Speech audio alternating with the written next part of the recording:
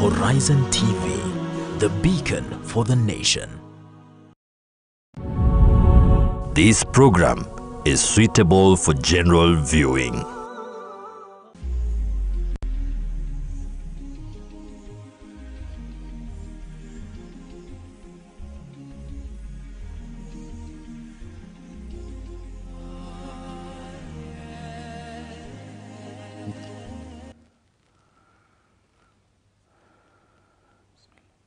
Assalamu alaikum wa rahmatullahi wa barakatuh. Exactly 27 minutes past 8 o'clock. My name is Faisal Kassim and welcome to Live Real Talk. After 2 weeks of missing in action, we are finally back in studio and we are honored to have Dr. Ahmed Kalebi, who is the chairman of the task force on the redevelopment and planning of the 288 Kibra Nubian land, right? Karibu sana, Dr. Ahmed Kalebi. Shukran, right? Yes, this comes after the appointment of this task force under the Gazette Notice 1414 by the former CS, Zakaria M. Jaru, land CS, right? Yes. And you're almost coming to the end of your tenure, yes. Dr. Ahmed Kalebi. How has it been as the chairman of this task force in your tenure? It has been very interesting. How so? It's been quite interesting in that, it's something new. And we got this Gazette Notice. Even before the Gazette Notice, I got a bit involved, to try and get community members to agree to actually be part of the task force and work together. Okay. So bringing the guys together, then when we started, some people fell out. And then you find people have so many different perspectives of what is going on. So a lot of the time I'll say it's more of misperceptions and misunderstandings. So bringing the people together, trying to work and getting things done has been quite challenging and very fun actually. 39 members were appointed in this particular task force, and you said some members fell out. How many have you remained right now out of 39? So actually more, because one of the terms of reference of the task force is that we are allowed to co-opt technical experts. So right now I think we are probably around 54. 54. So one task force member resigned after 1 week after the time we got inaugurated and went to court. But the other task force member boycotted some of the proceedings. But by and large, most of the task force members have been working, including the 16 community members. Yes. And the others 22 who are from Nubian community members, mainly from government and private sector. So we started as 39, and we started our work on 20th of February. That's when we got inaugurated, but the Gazette Notice was on the 6th of February, though published on the 10th by the CS then. Interesting. Dr. One of the mandate after the proposal of the master plan, so they say, of the Halal City and this particular 288 land that you're talking about, was you are supposed to get the buy-in, or rather engage the community in that. And in your bid to try and engage the community, we've seen you try to put up like community executive liaison team and village liaison committees over and above the community barazas that you've been holding and organizing over your period as the chairperson of this particular task force. Have they, or did they yield any fruits in trying to get the community buy-in and having to share that particular vision of what you're trying to achieve? It has been extremely successful. Alhamdulillah. So basically what happened is when we were inaugurated on 20th of February, so as a chairman, I organized the team, and that's basically my job as a chairman, to organize the team and bring the people to be able to work effectively. So I divided the task force into 4 working groups. I don't like the word committee because they say committees where things get killed, nothing happens. So it's a working group, people to work. So we had 4 working groups. One was to deal with the land and legal issues. The legal issues about the land, because we identified that's one of the key factors that we needed to sort out, because it's like a company. If you don't have a proper memorandum of understanding, an article of association, and a working structure, you can't function. So we needed to look at the trust deed and other things in there. Then we had a second working group which deals with people's, it's what we call the People's Working Group. It's people-centered. It's People's Working Group, which deals with community engagement and public participation, because this being a Gazette Notice under government, it means the general public has to be involved as well. Then we had a master plan and vision working group, and finally a development and finance working group. So the people's working group, which is led by Mzee Ibrahim Yunis as the chair of that working group, and Malasen Hamida as the secretary, and it has several community members and others, including Dr. Jen Amisi from the government, Peter Chimurey and others. They have done an extremely good job. I think they are, I'm very, very impressed. They also were able to get community members. For example, there is Dr. Fatima and others who have joined from the Nubian community, because you engage people in Nubian language. Yeah. So we needed quite a number of. So we got a lot of young Nubians whom I didn't even know existed, including guys with PhDs and masters from the community. But now they are willing to get involved. So they had this work plan. And part of the work, we had a public sensitization, which was on 16th of March. After that, then we had a series of community engagements to collect views, unprompted. So we'll go to the community, ask people, what do you have in mind about? Because the Nubians have had the title deed for the last 10 years, since 2013, although the title deed was issued on their hands in 2017.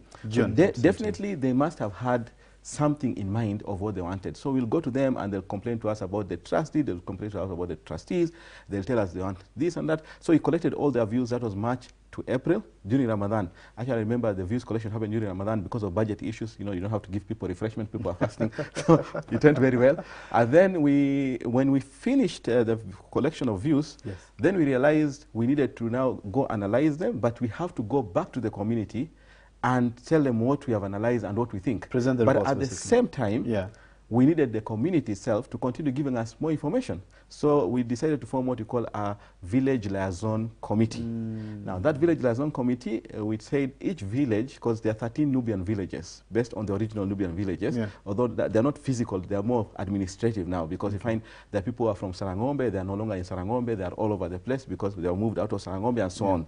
So we had 13 Nubian villages. We still have the 13 Nubian villages as administrative units.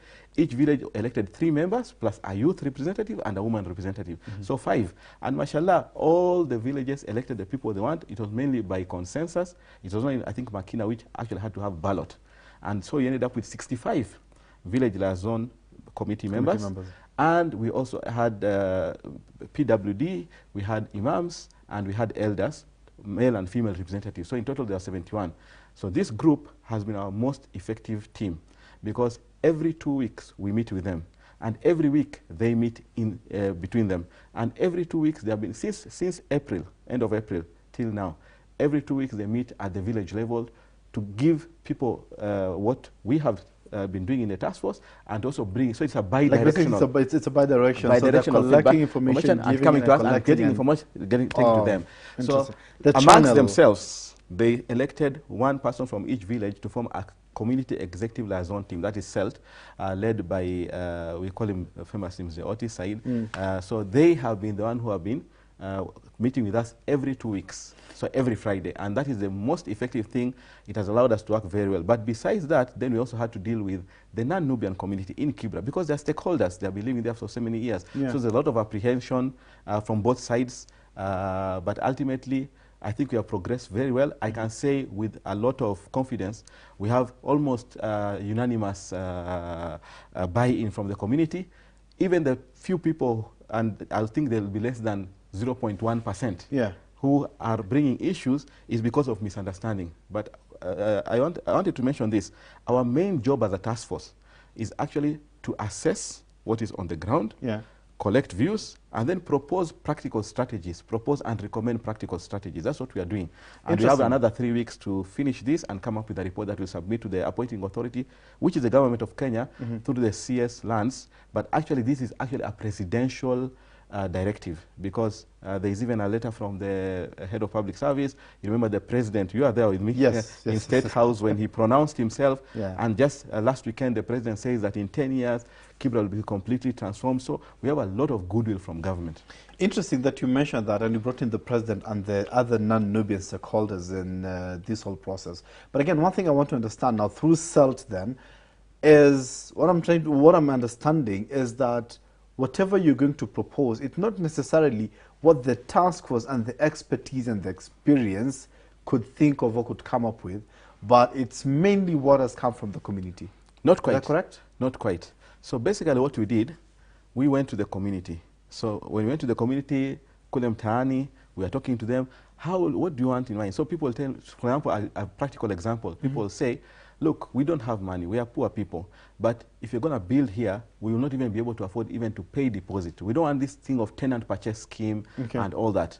We don't want small houses like what happens in affordable housing. We want big houses. So they tell us all the aspirations. Now, when they tell us whatever they want, then we go and sit and say, based on that, we talk to our experts and we say what is possible, what is not possible. So, for example, we know for a fact, after doing all our analysis, it is possible to deliver units, housing units, to the Nubians who are owners of the land, that they don't have to pay anything for it. And so basically, what they told us, we are able to make it practical. But then there are some things that they'll tell us which are not practical, but you have to consider everything. So it's not that everything that they say has to go through, but whatever they tell us and they say, and their proposal, we'll be able to go back to them and tell them this is possible. And we did that. So we had actually a second round of community visioning process, which was happening in August and actually end of July, August, where we'll tell them all these things and we'll continue modulating it and changing it. So it has been this blend of back and forth, what is possible, what is not practical. For example, some of the guys will say, we don't want any non-Nubians to be part of this. And they'll say, look, you Nubians cannot fill this place because most of the Kibra people are living on the ground floor.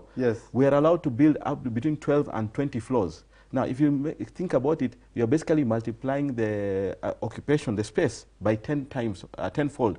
So who will occupy all that? You have to get people from outside. You have to work with people from outside, yes. For sure.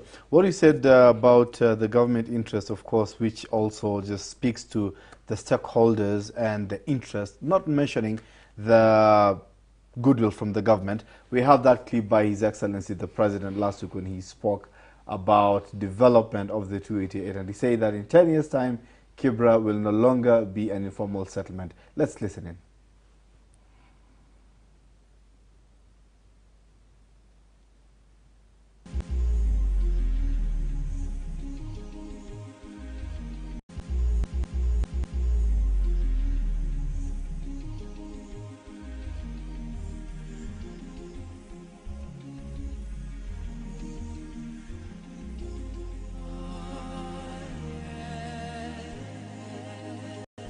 Tuko na vijana wengi Nairobi hawana ajira. Na sio Nairobi peke yake, Kenya mzima. Na ndio tukasema lazima tukue na mpango kamili ya kupanga ajira ya hawa vijana. Watu wengi walikuwa wananiuliza, huyu president ambaye anasema anataka mpango ya housing, nani alimwambia hatuna manyumba? Hiyo mpango ya housing sababu yake ni mbili. Ya kwanza, sio manyumba zaidi, ni ajira zaidi. Nilikuwa hapa Mkuru juzi, on Monday nafikiri Tuesday. Hapo tunajenga nyumba 15,000. Na mpango yetu ni kuwa na vijana 4,000 hapo Mkuru peke yake wanaofanya kazi. Hapa Nairobi peke yake mpango yetu ni kwamba in the next 5 years tuwe tumejenga at least nyumba 200,000. Na vile vile tunaondoa watu kwa slum. Hii Kibera slum iko hapa na zile slum ziko Nairobi. Kwanza hii ya Kibera in 10 years hakutakuwa na slum hapa. There will be no slum. Hii tutakuwa tumeibadilisha imekuwa estate. Itatusaidia hawa vijana wapate ajira, Wakenya tupate manyumba, tuishi katika mahali kuna heshima, mahali kuna maji, kuna stima, kuna barabara, na tusaidie kwa sababu kwa sasa tuko na Wakenya karibu milioni 6 wanaishi katika slums katika taifa letu la Kenya, and we must be concerned about them. Thank you so much, Amashem and Ibrahim Muhammad, for playing that clip. And we are back continuing with this conversation about the redevelopment, or rather development of the Halal City within the 288 Kibra Nubian land. Thanks so much, Dr. again, for making time for us.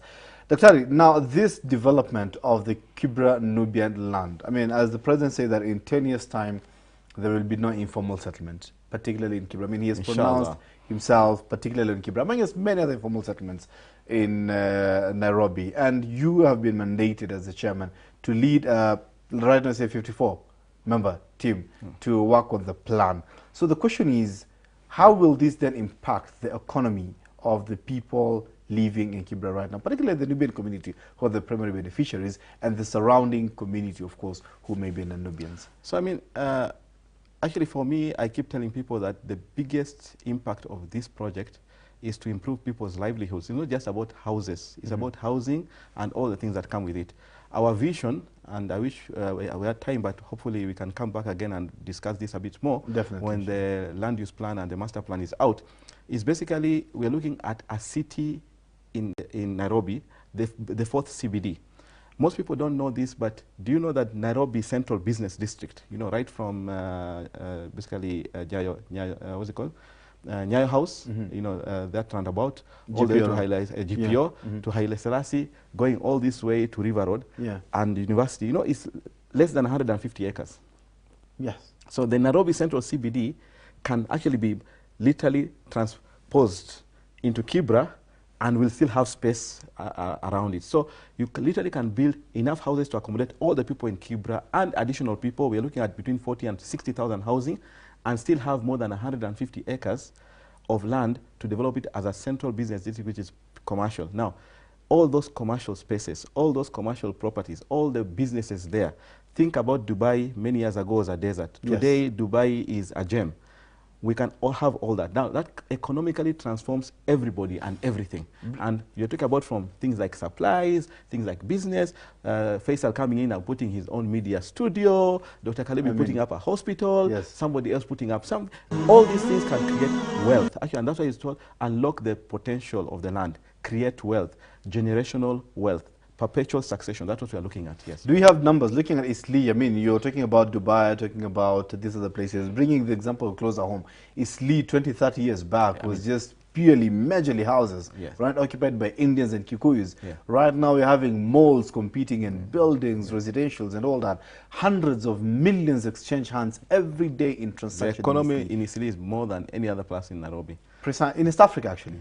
I mean, it's the largest business district in East Africa, right? And I mean, we are seeing the impact that it has on the larger Nairobi economy and the country's economy, right? So do we have numbers projection in terms of what we are looking forward to? I can tell you we have bigger space to have a bigger central business district. Isli is not one of the central business districts. Actually, for me, Isli is like a slum. It's just a glorified slum. I mean, there's no planning, there's no development. I mean, individuals have put up very nice buildings, but it's a mess. But here, we have a chance of literally empty land, because the kind of structures we have there can easily be demolished. You hear about the third CBD, which is the railway city. Yes. It's going to take much more money to develop it than we can do in Kibra, because Kibra is, once you have the horizontal infrastructure, you know, the water, sewage, roads and everything, you can actually plan it very well. And we're looking at having a smart city, a modern city, you know, where you can walk, it's basically a car-free zone with electrical transport and things like that, which means it can be planned in such a way that it will attract investment. Tomorrow, Faisal, you rather build a hotel in Kibra, and people want to come and stay in Kibra because of the security and everything, because it is well planned. You can live, work, and play there. Now, with that, I can say we can rival and even surpass the kind of business that is happening in Isli. Will definitely be better than Upper Hill and Westlands, for sure.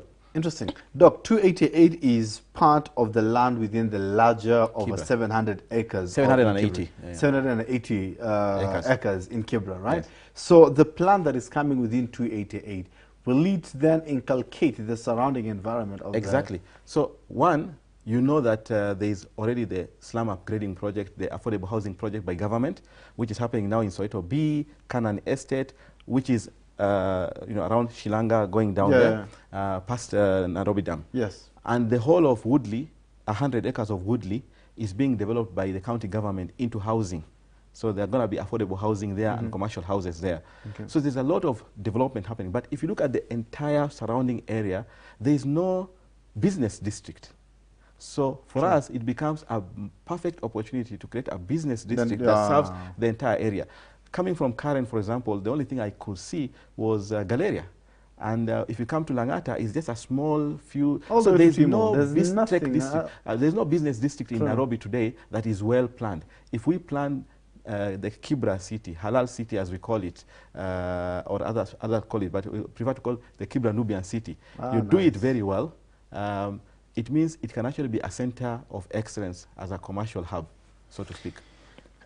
Doc, one of the challenges that we saw through your social media posts, of course, and many other community platforms was a section of the community like secluded themselves and went to court citing none of, they're citing lack of inclusivity in the whole process, they're citing some few challenges here and there. What am I talking about it, Kidogo? Just briefly. So, I mean, I won't say a section of the community. Actually, it is one individual who owns an NGO, and even within that NGO, not all the members of that NGO actually supported going to court. Then there's another individual for another court case which did not involve the task force, but this one case is one I'll talk about. That's NRF. Okay. So they went to the court, was asking for the task force to be basically stopped from doing its work. But I personally think it was, number one, premature. Okay. Too ill-conceived. No. And I'm very glad that actually today there was a court mentioned today, a court hearing rather, where the petitioners went to court and interested parties, and their lawyer actually asked for the court to stop us from continuing the work, but the court declined. And they cited that the pleading was not properly done. They cited that already there was discussion about consent and mediation, and it seemed like this was quite ill-informed. But to cut the long story short, we only have another 4 weeks to the end of our tenure. Our job is to come up with the proposals, and inshallah we'll be able to do it. I think personally for the individuals who went to court and those who supported them, I think personally it was a matter of misunderstanding. They cited, for example, lack of public participation in the appointment of the task force. So we as a task force, we don't appoint ourselves. So you don't go, if today I bring you Faisal as a policeman to come and work in Kibra, people cannot say, why did you bring Faisal and not bring so-and-so? You know, go talk to the appointing authority. But on the same note is that the same individuals had actually been integrally involved in coming up with the task force. And they were supporting it. Formally? Formally. And there were a lot of discussion, and even in writing. Problem was, and the problem still is, unfortunately, there are factions in our community. You don't understand why they don't see eye to eye. But there are people who, if you are on the table, they won't sit there. And if they are on the table, you don't want to sit here. But for us, and for me particularly, tunasema kasonge. Tunasonga tu. As the chairman, are you ready and willing to sit with them anytime they come? No, I've been sitting with all of them. I've been sitting with them and talking to them. But you see, for me, I take what is good, and what is nonsense, I put it aside, and we keep moving. Because if you don't stay focused, if you don't move, nothing will happen. But everybody has the right to make noise. I mean, if the government can be taken to court by individuals and things stopped, who are we? So for us is to do what we can, and alhamdulillah, the court has not stopped us from continuing, and there's actually no reason for that. And inshallah, our ultimate goal is to come up with a beautiful master plan, a beautiful roadmap, something that can then be used by the community land trust, the community itself, investors, and the government to be able to move forward. Thank you so much, Dr. Now, there's an interesting paper written by Ellen Barson and Harvey Jacobs, right? And part of the abstract, actually the introductory part, they say the continued growth of informal settlements constituencies poses one of the greatest urban development problems affecting particularly African cities. Projects intended to upgrade these settlements have not been successful. In a different reading, when I was reading about Medellin in Colombia, Mumbai in India, as well Lisha in Durban, South Africa, which is termed to be one of the most successful upgrading projects, still has some teething challenges. I've been to Kalisha. So, yeah. You live there? No, I visited there. Okay, interesting. So what gives you hope that this particular upgrading project of Kibra 288 Nubian land is going to be successful? So personally, I will say I've lived in Kibra. I have relatives in Kibra. My family is in Kibra. I know the pain that the people are there. Most of the people who are in the task force working on this, they are people who want better for Kibra. So we look at all the aspects. And one of the most important things that all these papers are basically talking about is the issue of gentrification. So the term gentrification means displacement of people who were initially living in that place. The indigenous people. The indigenous people in that place, the inhabitants. When there's development, then they cannot afford that development. So for us, we have been particularly categorical. Number one, that the original inhabitants must be catered for to make sure that they get housing and all that. We must find a way. I'm an entrepreneur. My job is to look for solutions. So I look at this as an entrepreneurial project. What can we do to make sure that the people benefit and everybody else benefits? Number two is that it is huge land. You can plan it properly, cater for everybody. Number three, we have goodwill from government. And I know I'm not politically inclined. I mean, I do vote, but I don't belong to any party. So I'm not speaking because I don't know, UDA or Kenya Kwanza. But I personally believe the housing fund is a beautiful idea because it allows access to funds by the citizens that can allow projects like this to take off. So with this in mind, it means you can actually build something that can bring investors. Investors bring investment. Investment is money.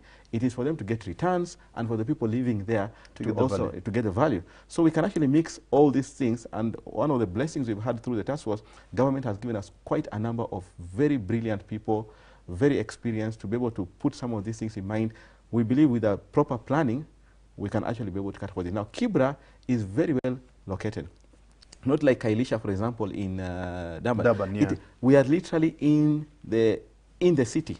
I mean, and that's why the reason why people don't want to move out of Kibra, because it's very accessible to everywhere. Yeah. So we think that, exactly. So the value of Kibra can be unlocked. Currently, the value of Kibra is actually negative. If today I gave you land for free in Kibra, it will cost you more to take that land. The standard value is about 80 to 120 million. But with development, if you put infrastructure and all that, the value can shoot and even surpass places like Upper Hill, whose value now is between 350 to 450 million per acre. Yeah. Doc, you have painted the picture. You have sold the vision. We are seeing the city, a digital city, a climate-friendly city. We are looking at it. We are literally visualizing it, right? Alhamdulillah. In 4 weeks, you're going to submit the report to Waziri Ali Sohome, who's expecting your report, right? That with the appointing authority. Yes. Yeah, he's the appointing authority. So she's expecting your report in 4 weeks. What happens then? What happens after? So, right? How long will it take until we start seeing the fruits of the hard work labor you guys have been doing for 9 months? I mean, literally. I think you have an office at the house, right? Literally, yeah. Actually, I've had to suspend a lot of things I've been doing in my life. Yes. I was supposed to be working on my PhD, literally 6 months gone out of the 9 months because I've been spending a lot of time on this. And a lot of other people have committed a lot of their energy, resources, and time into this. What I'll say is part of our mandate is to outline the next steps, the challenges, the opportunities, and the next steps. Next week, we're actually sitting with investors, developers. We have been meeting with them singly, but now we are meeting with them as a group to discuss what is possible, what can be done. So we will be having proposals on what should be done going forward. Remember, this is not a government project. We are here to operationalize for the community. So we've been having this in mind to make sure that the community itself is organized. There is trust. The trust themselves are organized. Now, they will need capacity building. They will need resources. We are hoping that there will be elections and appointment of new trustees. They'll need capacity building. There will be need of management team. The community itself will need to actually be given some sort of truth, justice and reconciliation, because there's a lot of trauma in the community. People need to be reorganized. I mean, the opportunity is so immense that I think one of the problems, people are fighting for resources, but there's so much potential that we in the Nubian community cannot exhaust those potential, those opportunities. So, in terms of going forward, we actually have an implementation matrix and a very clear roadmap that we will submit to the appointing authority and the Kibra Nubian Community Land Trust, the Board of Trustees, and to the community, so that whoever will be there, it will be obvious that this is the way to go, inshallah. So the blueprint is going to be provided? The blueprint, and one of the things we are actually suggesting is that some of the experts we have had in the task force should be incorporated into the Board of Trustees, because the trust deal provides for them to have a board of advisors and consultants who can work with them. We're looking at getting investors who can provide seed capital, because this is like a venture. So you need angel investors who can actually underwrite the risk, and then the government will be there willing to help, and there are a lot of other people of goodwill willing to help. Sorry, just to backtrack a bit, Dr. before you conclude. I mean, you've spoken about the TJRs, Truth, Justice and Reconciliation, kind of a commission, right, quote unquote. And you say people are fighting over some of these resources. I mean, I'm thinking people are fighting over this piece of cake, and they've not seen the opportunity to bake more cake and a bigger cake, right? Much more. And it begs the question, have they bought into the vision of the Kibra Nubian city? So this is the interesting thing. And I mean, I don't stand to be corrected. I can say this without fear of contradiction. There's nothing that we have actually proposed so far in the last 9 months that anybody has come and says, what you guys are so far saying, we don't agree with it. What you guys are saying, we are opposing it. People are going on a tangent. We don't like the task force. We don't like you. You guys are illegal. You guys were not appointed in the right way. You guys are not involved in this. But nobody's coming and saying, we don't like this, we don't like this. Most of the time, when they come to us and we explain to them, the people who mean well, they end up actually accepting. For example, I mean, the churches actually came through a lawyer, and they brought a whole churches forum. After 4 weeks or four meetings, we're getting our meetings, but some of them trying to join us, we actually had a sitting with them, and they actually embraced the idea. They're so happy. There are other communities, but for the Nubian community, I think it's a Muslim thing, because other Muslim communities also tend to have this kind of problems. You find people are actually fighting over petty, frivolous issues that are sideshows, but the real thing on the they're table. not on the real matter. Now, when you actually ask them, show me in this trust deed we are proposing, or show me in this master plan, what is wrong, what is not right. I don't like this, I don't, but they're not saying what exactly is bad with it. Then, when you walk away, they're the same people who now go to other people and tell them, you know, it will be good to do this and this, and they're actually basically copying the same thing that you have told them. So why can't we just come together and discuss? So what I realize is there's a lot of trauma, a lot of bitterness from the past that unsolved people issues. Yeah, unsolved issues. And I think my daughter is a psychologist. I think the community needs massive therapy, massive intensive therapy to be able to heal. I kid you not, this is going to be part of our report. That any investor coming to work with our community, any partner coming to work with our community, we have to solve some of these underlying issues for the community to heal, to be able to work. I mean, you know very well, and I mean, I'm sure I can even speak for you. There are a lot of young professionals in our community who don't get involved in community matters. I mean, I've not seen you for the last 8 months coming, actually actively getting involved. You are always on the periphery. Why? Because when you come into the community and try to do anything, you'll be hit so hard, in the whole process. One of our task force members, Gore, says, utatupiwa bomu moja inakublast unapotea kabisa. Because people have this habit of bringing others down, hurting them, instead of looking at them as resources. So this is part of the problem, and we actually have human capital within our community. People who can do wonderful things, people who are recognized globally in their areas, but in our community, they will not even touch it with an 100-foot pole. Wasali wanasema mtume hathaminiwi kwao. Mimi kama mimi peke yangu ni sawa. But now the problem is you're talking about hundreds, if not thousands, of community members who can bring in a lot of value, but the community will fight them, and you don't even know why they're fighting. Actually, the point is, I've had this instance, for example, I talk to one person, person A, and I say, we discuss something, and he buys the idea. You talk to person B, he buys the idea. The same idea. You talk to person C, he buys the idea. Or even he is the one who told you the idea. Now you call them for a meeting. Now when they arrive there and they say, A, B, we're all here. Then they say, no, we don't want this, we don't like this, just because so-and-so is here. So if we don't solve some of these issues, and it requires experts, because we have sociologists in our group, we have behavioral social scientists in our group. We need to address these issues, because without that, it puts the whole project at risk. Yeah. Doc, finally, as you're finalizing the show, because we're exactly on top of the hour now, one, your message to the investors who are interested to come into the Kibra Nubian city, and number two, your message to the community who are watching you as the chairman and looking at you as their source of hope. Please, actually, you're facing this camera. My message to all of them and to everybody, and this is something I learned from several developers and investors that we have met. The 288 project, being in very prime land, it's too massive a project that even government and the biggest developers in this country cannot do on their own. These are projects that require a lot of people, a lot of resources. The cake is so big that we cannot finish it in our lifetime. It's other people who will come and finish this project. We'll all benefit from it. So what I'll say, the opportunities are immense. Nobody needs to fight over anything. Let us come and take maximum use of this opportunity that's been given to us. And the most important thing is that there's goodwill and the time right. And I also say that there's nothing that stops, nothing can stop an idea whose time has come. And my parting shot, and I really like this from one of the church leaders that we met, after like having several meetings with them and fighting, he said, Daktari, wewe ni kama Noah. He says, Daktari, so he was trying to tell his colleagues that, look, we have to go with this project. Yes. He said, kila kitu tunatuambia ni sawa, lakini sisi ndo tunapigana tu. Wewe ni kama Noah. Noah aliambia watu wake, mvua inakuja, tutengeze nini? Safina. Lakini kuna wale walikataa kumsikia. Yes. Na mvua mwisho ikakuja. Na wale ambao hawakumsikiza waliangamia. Na wale walimsikiza wakaingia kwa safina, wote waliokoka na wakakuwa walinusuriwa. Yes. Kwa hivyo wewe hii si project yako, wewe unatuambia tu ile kitu iko. Serikali imesema. Na serikali kisha sema inataka kuona, the president wants to see development here. Everybody wants to see development. This is the rain that is coming. It is either you join on the safina or else utazama huko kando. We have no time for dilly-dallying and massaging egos. Yes. A wise man once said that opportunity comes with wings. Yes. So you don't grab it, it's going to fly away. Well summed up.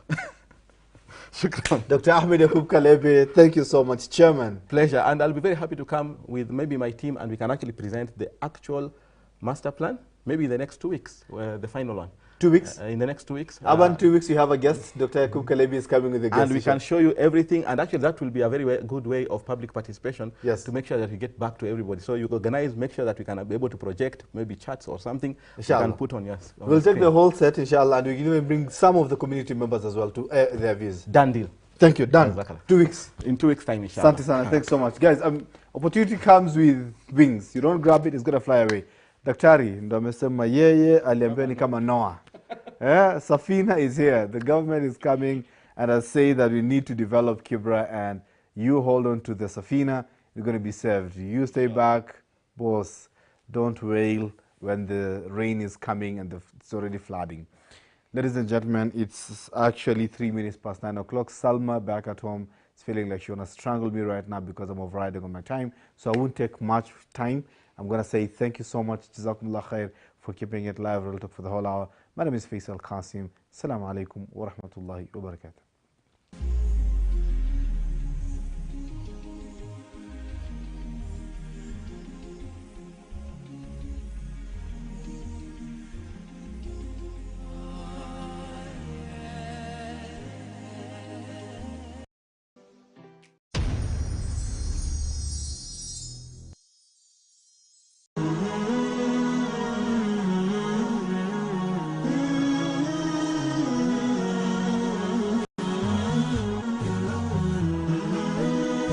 Horizon TV, the beacon for the nation. Na kutambua sunna zake. Lakini ukimjua na ukimtambua Mtume Muhammad sallallahu alaihi wasallam, mapenzi yako yatazidi. Ufahamu Rasulullah, familia na maswahaba wake. Tazama sira ya Mtume kila Jumatatu saa 1 jioni kwenye Horizon TV.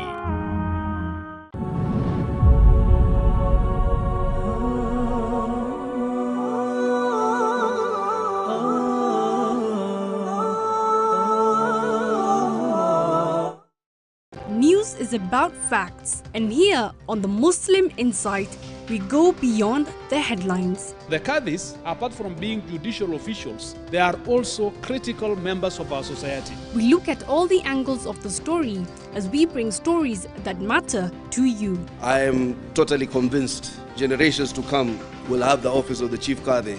Join us on the Muslim Insights as we bring you the weekly news recap. Enzi za wakati wa kusema ati alisema akasisitiza akihutubia wanahabari, enzi hizo hazipo tena. Every Friday from 8 a.m. only on Horizon TV.